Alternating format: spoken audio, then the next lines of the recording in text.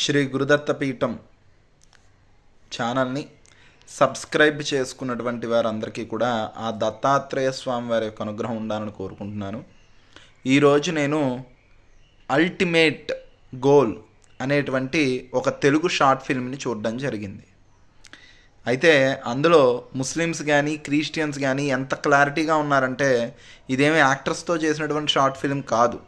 బయటికి వెళ్ళి వారిని ఇంటర్వ్యూ చేసి అడిగినటువంటి మాట, మీరు ఏ మతం ఉండాలనుకుంటున్నారు, మీ మత విశ్వాసాలను ఎలా పాటిస్తున్నారు అని.